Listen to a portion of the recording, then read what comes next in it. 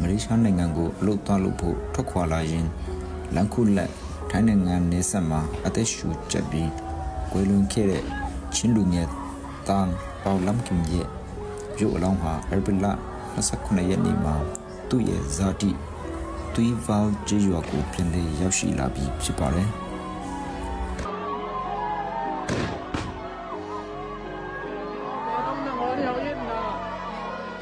ချင်းပြည်နယ်တီးတိမ်မြို့နယ်သွီးဗောင်းကျေးရွာကအသက်22နှစ်အရွယ်ပေါလမ်ကင်ဟာပြီးခဲ့တဲ့ဧပြီလ17ရက်နေ့ကတငယ်ချင်း3ဦးနဲ့အတူမလေးရှားနိုင်ငံကိုကားနဲ့ထွက်ခွာခဲ့တာပါထိုင်းမြန်မာနယ်စပ်ထိုင်းနိုင်ငံစုံခလာမြို့နယ်ထဲအရောက်မှာ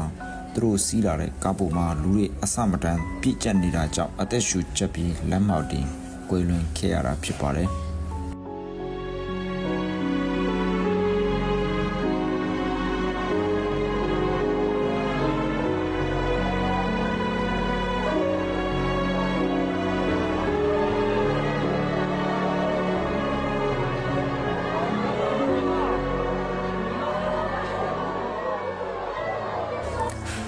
ကွယ်လွန်သူရဲ့ရုပ်အလောင်းကိုထိုင်းအာဏာပိုင်တွေကဟတ်ဂျိုင်းမြို့စီယုံမှာ73ရက်ကြာထိန်းသိမ်းခဲ့ပါတယ်။ဒီကြံရုပ်ပိတ်ရက်တွေနဲ့ရုံးလုပ်ငန်းလိုအပ်ချက်တွေကြောင့်ကြက်ကြာနေခဲ့ရပြီးနောက်ဧပြီလ23ရက်နေ့ညနေပိုင်းမှာ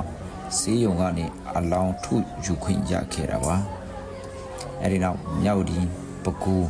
မန္တလေးလမ်းကြောင်းအတိုင်းကားနဲ့အဆင့်ဆင့်တေးဆောင်ခဲ့ရပြီးလမ်းခရီးမှာမိုးရွာလို့လမ်းတွေပြတ်နေတာကြောင့်29ရက်နေ့နေ့လယ်ပိုင်းမှာချင်းတောင်ချီကလေးမြို့ကိုရောက်ရှိလာတာဖြစ်ပါတယ်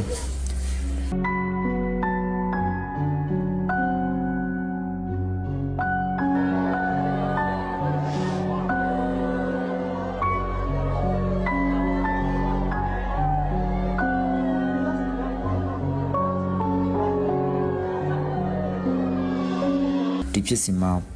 ပေါလမ်ကင်ရဲ့ရုပ်အလောင်းကိုမစွန့်ပစ်ပဲဖက်တွေပြီးကြံရစ်ခဲ့တဲ့တငယ်ချင်း3ဦးဟာ